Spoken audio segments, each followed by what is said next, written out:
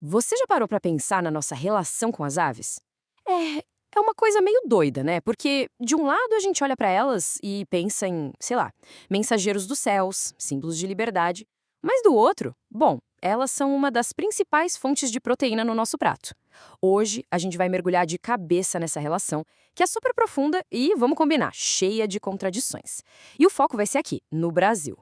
Então, bora lá. Para a gente começar a entender essa história, a gente precisa voltar, mas voltar bastante no tempo, sabe? Para ver como as culturas antigas enxergavam as aves. E olha, já dou um spoiler, não tinha nada a ver com balde de frango frito, viu? É, essa capacidade de voar, né? De simplesmente ir embora do chão onde a gente está pisando. Isso sempre deixou a humanidade fascinada. Pensa só, o simples fato de um bicho subir aos céus já fazia dele uma espécie de ponte. Uma ponte natural entre o nosso mundo aqui dos mortais e o mundo divino. Era literalmente a coisa mais perto do céu que a gente conseguia ver. E o mais legal é que essa ideia não é de um povo só, de uma cultura só. A gente vê isso nos textos védicos lá na Índia, nas tradições celtas na Europa, até em culturas pré-históricas. É impressionante porque em todos esses lugares o simbolismo é muito parecido. A alma se libertando do corpo, anjos, mensageiros, o conhecimento, sabe? As aves representavam tudo aquilo que a gente aspira a ser. E aí a coisa fica ainda mais interessante, porque a gente chega num conceito que eu acho fascinante, a tal da linguagem dos pássaros. E ó, não é só o canto bonitinho, não. A ideia aqui é que as aves de fato comunicavam mensagens divinas. No Alcorão, por exemplo, tem a história de que o rei Salomão conseguia entender essa língua. Imagina só, era tipo ter um telefone direto com o divino. Ok, depois de toda essa viagem falando de mensageiros celestes, de símbolos da alma, a gente tem que parar e se perguntar, beleza, e hoje? Em pleno século XXI, quando a gente pensa na palavra ave, o que é que vem primeiro na nossa cabeça? Pois é, a resposta talvez seja um pouquinho diferente. Agora a gente dá um salto no tempo direto para nossa era e vamos ver como essa história muda, mas muda completamente de figura. E nessa nova história, o Brasil é um dos personagens principais. Se liga nesse número: 5,3 milhões de toneladas. É um número gigante. Isso simplesmente coloca o Brasil como o maior exportador de carne de frango do mundo. É incrível pensar, né? A ave que antes conectava o céu e a terra, hoje ela conecta as economias do planeta. E esse gráfico aqui é super importante para a gente entender uma coisa. Mesmo o Brasil sendo esse gigante da exportação, a maior parte do que a gente produz, na verdade, fica por aqui.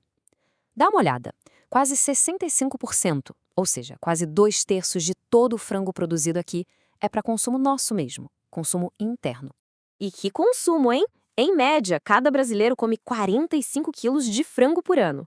45 quilos! É muita coisa. Isso só mostra o quanto essa ave se tornou, assim, uma peça central na nossa alimentação, né? Tá lá, no prato de milhões e milhões de brasileiros praticamente todo dia. E não para por aí não, hein? Essa indústria continua crescendo. Se a gente dá uma olhada nos últimos anos, o salto nas exportações é bem grande.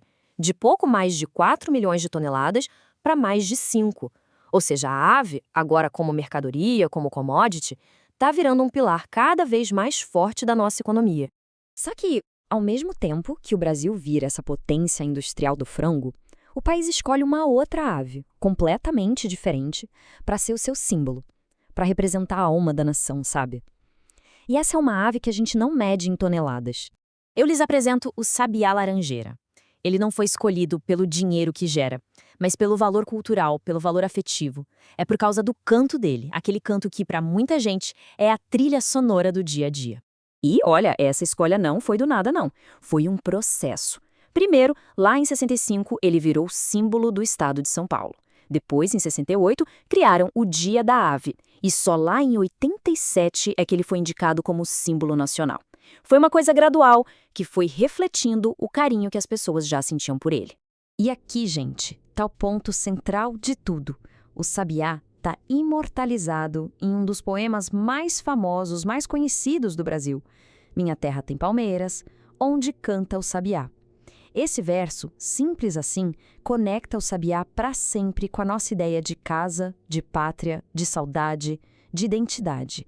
E é exatamente aqui que a gente chega no coração da nossa conversa de hoje. Essa dualidade. De um lado, o frango, do outro, o sabiá. Duas aves que representam mundos completamente diferentes, mas que convivem aqui no mesmo país.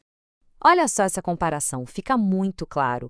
De um lado, o sabiá. Ele é símbolo, é poesia, é o canto, é identidade, é liberdade. Do outro, o frango. Ele é mercadoria, é indústria, é consumo, é exportação, é produção em massa. É isso, uma ave representa a alma do Brasil, enquanto a outra alimenta o corpo e a economia do país. Essa trajetória toda, que a gente pode chamar de do céu ao prato, resume uma mudança gigantesca. A ave, que um dia foi esse mensageiro divino, hoje é um produto global.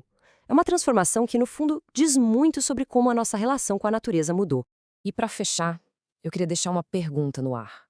O que essa nossa relação dupla com as aves, sabe, ter uma para a alma e outra para o prato, o que isso revela sobre a gente? Sobre a nossa cultura, sobre os nossos valores hoje em dia?